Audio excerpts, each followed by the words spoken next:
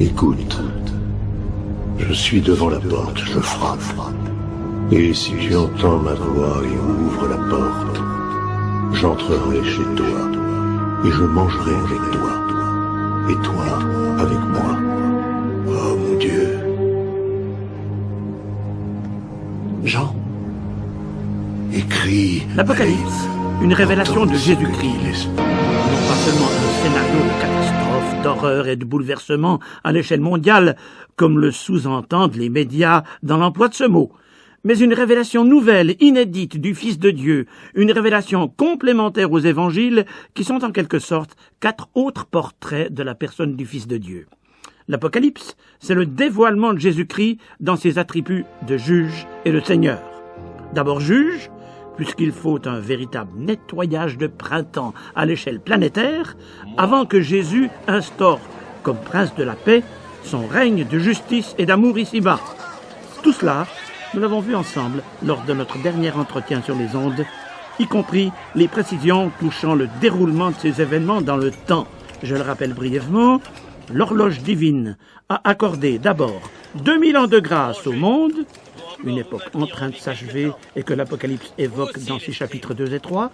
Puis ce seront 7 courtes mais terribles années au cours desquelles l'humanité sera l'objet d'un foudroyant jugement divin, Apocalypse chapitre 4 à 18, un jugement combien nécessaire puisque la future paix mondiale sera basée sur une justice pleinement satisfaite, une paix qui durera 1000 ans, Apocalypse chapitre 19 et 20, et qui, elle, précédera l'éternité de bonheur et de félicité dans la présence de Dieu, Apocalypse chapitre 21 à 22. Sans perdre de vue les grandes lignes de cette fresque de l'histoire de demain, il nous faut maintenant revenir à la première page de l'Apocalypse et prêter attention à l'expérience de l'apôtre Jean autour de l'an 95, soit tout à la fin du 1er siècle. Nous lisons Apocalypse 1, verset 9. Il raconte « Moi, Jean, votre frère, qui ai part avec vous à la tribulation, au royaume et à la persévérance en Jésus. J'étais dans l'île appelée Patmos, à cause de la parole de Dieu et du témoignage de Jésus. » C'est l'époque où l'empereur Domitien a décrété pour le monde romain l'éradication du christianisme naissant. Il tente de parvenir à ses fins par une cruelle persécution organisée sur une vaste échelle. Or Jean, qui, avec ses 80 ans et plus, est probablement le dernier survivant des apôtres, n'est pas épargné. Il exerce alors le ministère de pasteur de l'église d'Éphèse, fondée une génération auparavant par l'apôtre Paul. Les autorités romaines l'ont fait déporter sur l'île de Patmos, un rocher dénudé de la mer Égée, où il partage le sort de ses compagnons d'infortune, condamnés à travailler dans les mines. Et c'est là que le Seigneur lui accorde cette nouvelle révélation de sa personne dans une perspective prophétique. Aussi, lisons-nous « Je fus saisi par l'Esprit au jour du Seigneur. » Cette petite phrase clé revêt une grande importance dans le cadre de notre découverte de l'Apocalypse.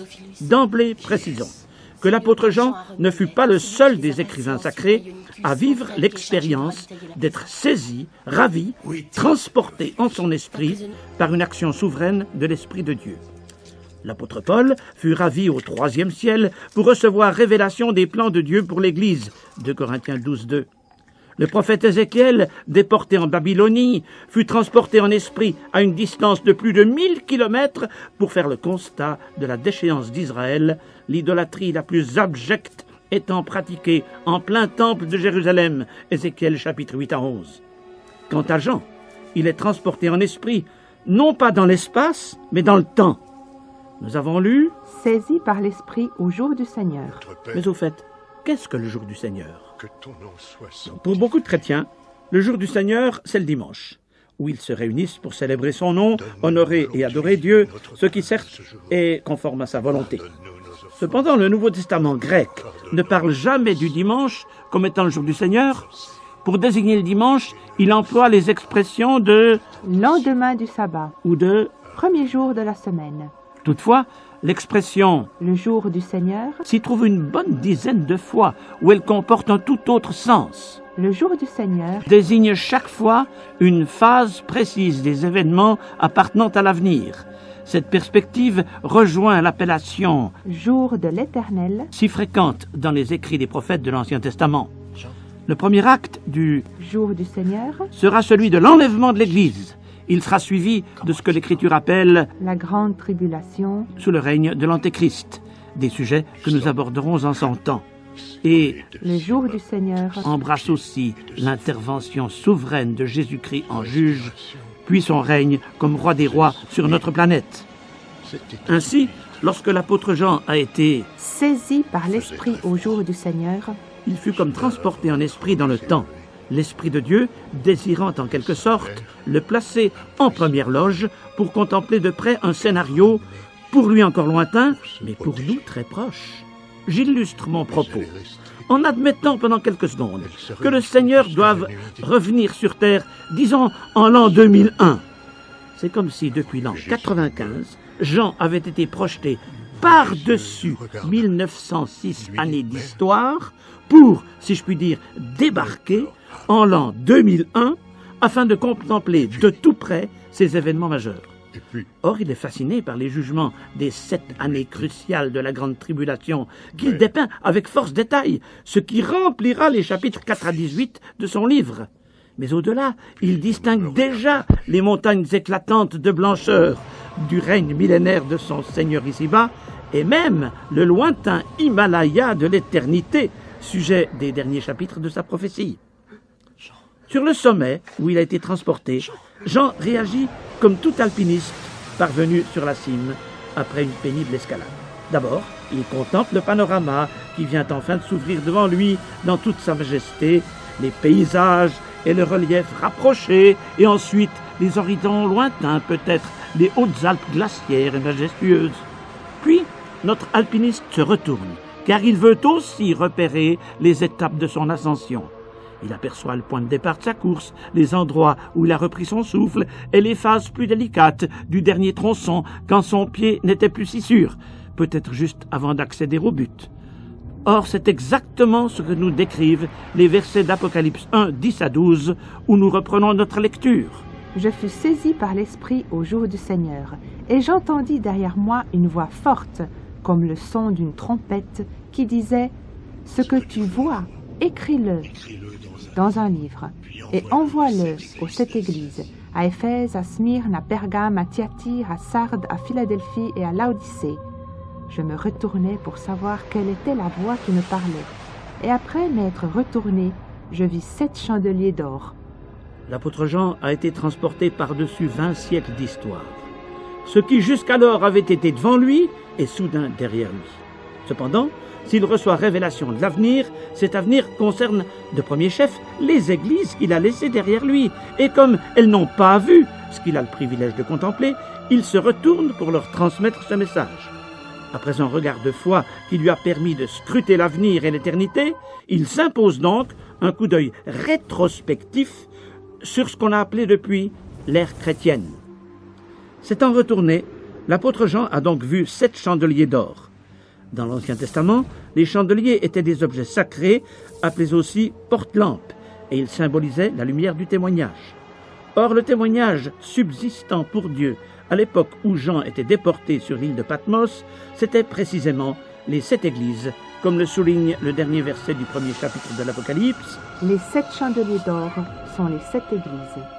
Ces églises constituées dans les 7 villes précédemment énumérées, Éphèse, Smyrne, Pergame, Thyatire, Sardes, Philadelphie et Laodicée.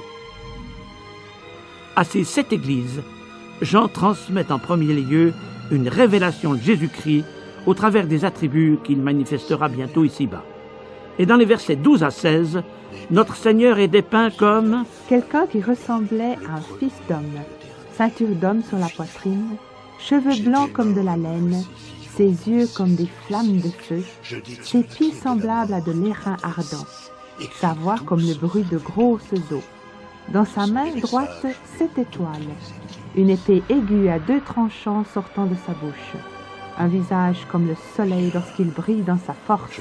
Cette vision rappelle la gloire de Christ que les 3 disciples contemplèrent sur la montagne de la Transfiguration, Évangile selon Matthieu, chapitre 17. Mais elle correspond avant tout à nombre de déclarations messianiques de l'Ancien Testament. Un fait d'importance qui m'oblige à ouvrir ici une parenthèse, car il y a là une réalité à laquelle il faut tenir compte au cours de notre investigation du dernier livre de la Bible. Ce livre de l'Apocalypse est comme tramé par de la matière tirée de l'Ancien Testament, puisqu'au fil de ces 401 versets, on découvre pas moins de 285 citations textuelles de la première partie de la Bible. En d'autres termes, près des 5/7 du texte de l'Apocalypse émanent de Moïse et des prophètes. Vous avez de la peine à comprendre l'Apocalypse? Familiarisez-vous donc avec l'Ancien Testament et tout s'éclairera peu à peu. Car l'Ancien Testament éclaire l'Apocalypse comme l'Apocalypse éclaire l'Ancien Testament. Avant de prendre congé de vous, permettez-moi ce conseil. Si vous désirez pleinement profiter de nos entretiens consacrés à l'Apocalypse, lisez d'avance les chapitres que nous aborderons ensemble. Pour la prochaine fois, ce seront les chapitres 2 et 3. Tirez-en déjà la nourriture pour votre âme et d'emblée, bon appétit, sous la bénédiction du Seigneur.